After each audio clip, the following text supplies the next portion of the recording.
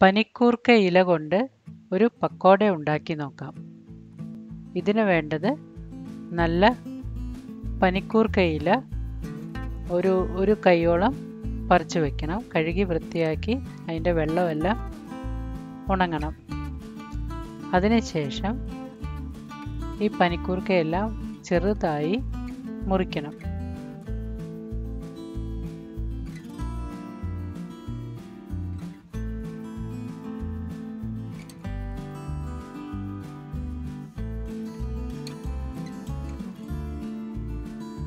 എല്ലാ ഇലയും ചെറുതായിട്ട്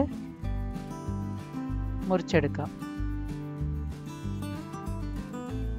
എല്ലാം കൂടെ ഒരു കപ്പിന് വരുന്നത് പോലെ പനിക്കൂർക്ക ഇല വേണം.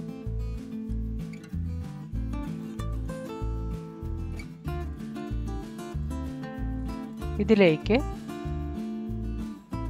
1/2 കപ്പ് ഗോതമ്പ് പൊടിയും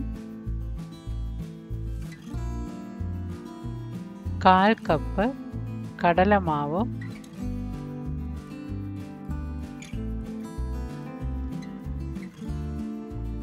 2 ടേബിൾ സ്പൂൺ അരിപ്പൊടിയും കുറച്ച് 1 ടീസ്പൂൺ കുരുമുളക് പൊടിയും, എരിവ് വേണ്ടതനുസരിച്ച് കുരുമുളക് പൊടി കൂട്ടാവുന്നതാണ്. ഉപ്പ് 1/2 ടീസ്പൂണും ഇട്ട് എല്ലാം കൂടെ ഈ ഇലയും ഇട്ട് നന്നായി കുഴച്ചെടുക്കണം. ഈ ഇലയിലെ വെള്ളം കൊണ്ട് തന്നെ ഈ മാവ് നനയണം. വേറെ വെള്ളം ചേർക്കേണ്ട ആവശ്യമില്ല. അല്ല എങ്കിൽ 1 സ്പൂൺ എണ്ണയോ 1 സ്പൂൺ വെണ്ണയോ ചേർത്ത് കുഴയ്ക്കാവുന്നതാണ്. വെള്ളം ചേർക്കേണ്ട ആവശ്യമില്ല.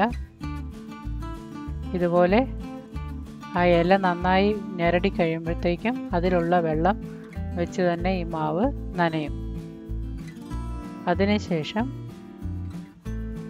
നമുക്കൊരു ഷേപ്പ് കിട്ടാൻ വേണ്ടി കൈകൊണ്ട് തന്നെ ഒന്ന് ഓരോ ചെറിയ ഉരുളയെടുത്ത് ഒന്നിങ്ങനെ പരത്തി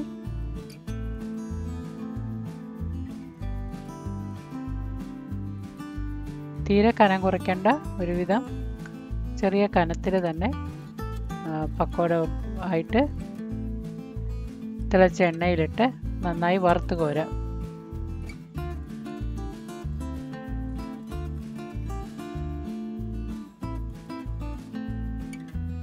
ഒരു ബ്രൗൺ കളർ ആകുന്നത് വരെ വറുക്കാം. അകമൊക്കെ ഒന്ന് വേകണം, ഒന്ന് വറുത്ത പോലെ ആവണം. ഫുള്ളും കറുമുറായാകണ്ട, എങ്കിലും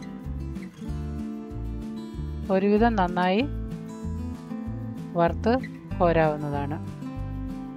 ഈ പനിക്കൂർക്കയിലയും കുരുമുളകും എല്ലാം നമ്മുടെ ആരോഗ്യത്തിന് വളരെ നല്ലതാണ്.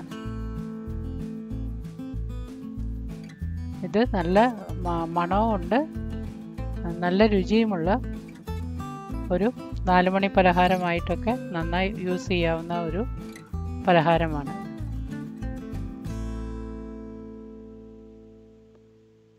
Thank you for watching.